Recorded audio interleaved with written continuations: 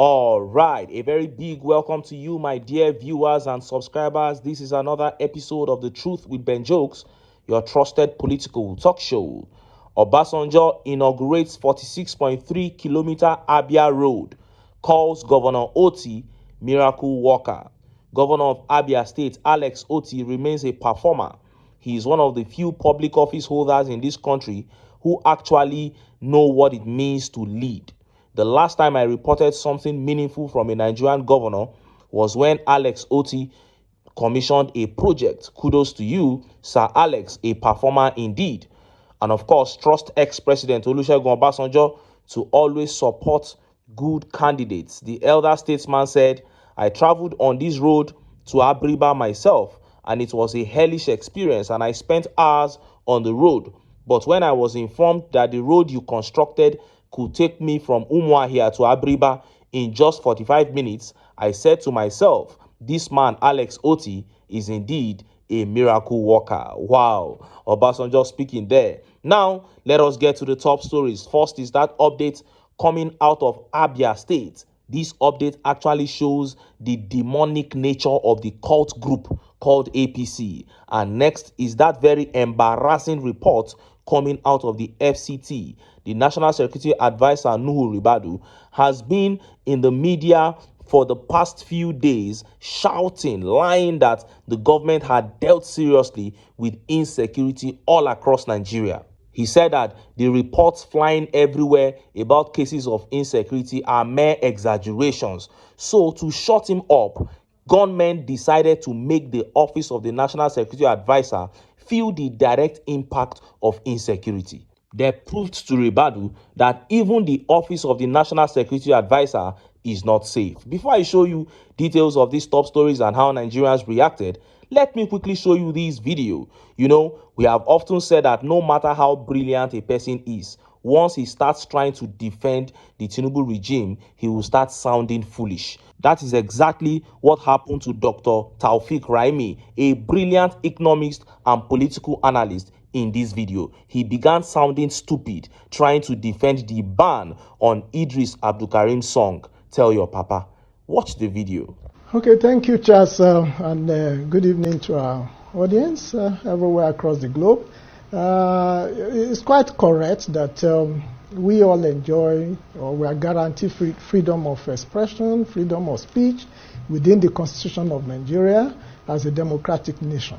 However, we must also underline the fact that this freedom of speech is not must be oriented within the context of sanity. The NBC that has slammed a ban on Idris Abdulkarim song has quoted a violation. I think part of the question we need to ask is, did NBC, I'm not representing NBC here in any way, but as an analyst, my opinion would be that let us dip below the surface to look at the issues that they have raised. They have said that this song has contravened a section of the broadcasting code, and the code they cited is section 3.1.8. Has anybody, including the press like you, Charles, have you tried to look at what does that section provide for? As a matter of fact, we have. Good. And the issue is that do we have to now interpret what that section says? Because when we say we have freedom, this freedom must be oriented to bring sanity to this country. Of course, he has complained. He has put it in music, just like he has said. He will not be the first to sing song, but I believe the purpose of that song should be to call the attention of the president to what all of us Nigeria have been complaining. But to begin to mention name, it's like an attack on the personality of even Sheyi Tinubu, as I could say. So I want to believe that while the freedom of expression is good, every organization is guided, every practitioner within a given profession is guided by code. Like in the construction industry, you have building code.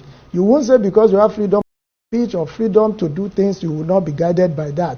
In finance sector, you have code. So NBC has code. So we should ask, Are these artists, are they even aware of the code that guide their operation? So Right, if they are okay. aware, they should be able to live within that code. I think we should also separate emotion from the criticality of certain things that can bring incitement among the people. While the president will continue to do what he has asked that he will do based on the Renew Hope agenda, we need also to point out objectively areas that need improvement. This music should also be used to even identify areas that has been done well in order for us to have a balance. Right. Heard him.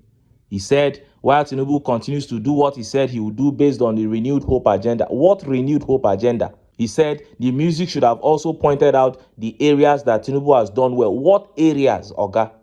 And he kept talking about maintaining sanity, even with freedom of speech. Dr. Raimi, the only people who are insane in this country right now are the APC members and all of you who still defend their tyranny. You call yourselves Democrats and you allow Sheyi Tinubu to influence NBC to ban a song because his name, Sheyi, was mentioned. No allegation was made. No classified information was revealed. No nudity, nothing. And you banned another person's hard work because his name was mentioned. Is that what democracy is to you? And he ended his rumbling with the Renewed Hope agenda talk. I don't blame you, Dr. Raimi. If we were in a serious nation, boys supposed enter that studio while you are speaking. They should start beating you up for mentioning that Renewed Hope agenda there. Now, let us look at the top stories. First is that evil declaration by the APC in Abia State. And next is that reports coming out of the FCT after days of claiming that Nigeria was now secure. Gunmen proved to Nuhu RIBADU that even the office of the National Security Advisor is not safe. Let's start by taking that update from Abia State. The update is short and simple. Just in, APC vows to win Abia State governorship 2027. Now, this is specifically for people from Abia State. We all witnessed both online and offline what it took to enthrone Alex OTTI in Abia State.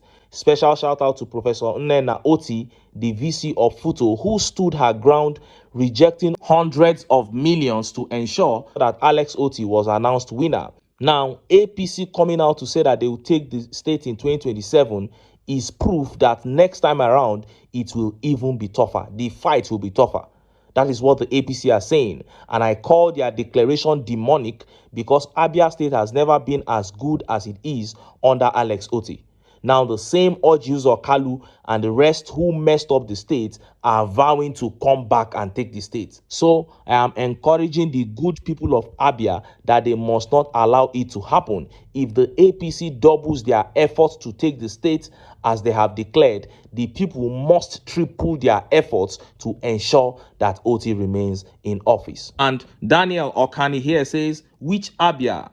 OTTI has demonstrated incredibly well in leadership plus good governance. Abia is not negotiable for OTTI. That is what I want to hear. That is what I want to hear from the people of Abia State, so that when the APC bring their thuggery and their commotion and their bribery and thievery, the people will massively reject them fire by force. And this tweet here says, look at this man up here. Can you think of any significant thing he has done for Indigbo? He's talking about Orjius Kalu. Even at this age where I was thinking he should look back and correct some of the mistakes of the past, he is still actively trying to do things that will upset Indigbo. How can he even be talking about removing Alex OTTI? That is why I call their declaration demonic. Anybody that will look at the performance of Alex OTTI in Abia State, transforming the state, and all you can think of is how to get him out of office, you are a demon. You are a demon assigned to wreck the state, and God no go gree you. The people will massively reject you. And just as Nigerians were yet reacting to that update coming out of the office of the National Security Advisor began making the rounds. Look at how the papers reported it. Criminals cut away NSA RIBADU's office hillocks during Jamaat prayer in Abuja. Sahara reporters. The Federal Capital Territory Police Command has initiated a search following the theft of a black Toyota Hilux vehicle belonging to the office of the National Security Advisor, Nuhu RIBADU, which was stolen during Friday's Jumat prayers in Abuja. It was gathered that the vehicle was parked around 1:05 p.m. opposite the Abuja Municipal Area Council Ama Complex in Area 10, while the official attended prayers at a nearby mosque. Security source Zagazola Makama disclosed the incident via his X handle, revealing that the NSA official returned from the mosque only to find the vehicle missing. According to him, a source said that the theft was immediately reported to the Garki Police Division at approximately 2 p.m., leading to a swift response by law enforcement. Meanwhile, the FCT Police Command promptly activated a stop-and-search operation at various checkpoints and across all entry and exit points in the capital city. Police authorities confirmed that the investigations are ongoing and all efforts are being made to apprehend the culprit and recover the vehicle. The command said it had intensified effort to track down the fleeing suspects and recover the stolen Hilux. You heard that. And let me quickly make this clear. In all honesty, I am not celebrating the theft of that Hilux belonging to the Office of the National Security Advisor, Nuhu RIBADU. I am not celebrating it at all because this thing happened in Area 10 in the FCT Abuja. Abuja is where so many innocent, hard-working, God-fearing Nigerians live. I cannot celebrate an incident that shows that their lives are at risk. But the reason why we are bringing this to the fore is this. This man, NSA Nuhu RIBADU, has been going about claiming that the security reports coming out of the FCT and other parts of the Northwest are not true. He was even blaming journalists and people reporting news that they should report responsibly, that they are not saying the truth, they are lying. In this month of April alone, that is just 12 days gone, we have recorded more than 6 of these kind of robberies within the FCT. Last month, we reported so many times how people were kidnapped and even unalived, paid the ultimate price within the FCT. Some of these things took place very close to barracks, to some of the most fortified barracks in Nigeria, military barracks in Nigeria. And Nigerians were shouting. This man will ignore all those shouts and you come out and say that they have dealt with insecurity. People are just lying. It's not fair. So now it has happened directly to the office of the NSA. And I believe that perhaps this gunman would have done it to show him that, okay, you have not done anything. We are still very much in charge. Especially because of that statement that he went to make in Plateau State, saying that they are in charge now. These gunmen, these terrorists, they don't like to hear such things. These people are everywhere within the FCT. And instead of these guys to do all that they can to sanitize the FCT, they are busy spreading propaganda all around. What a shame. And look at how Nigerians reacted. Let's take some of the tweet reactions. This tweet here by Mr. Prosper says, even the NSA isn't safe in Abuja. Nigeria is truly turning on vibes and prayers. That is it.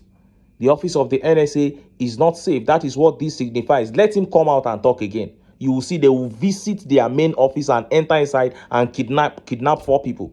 Maybe then his eyes will open.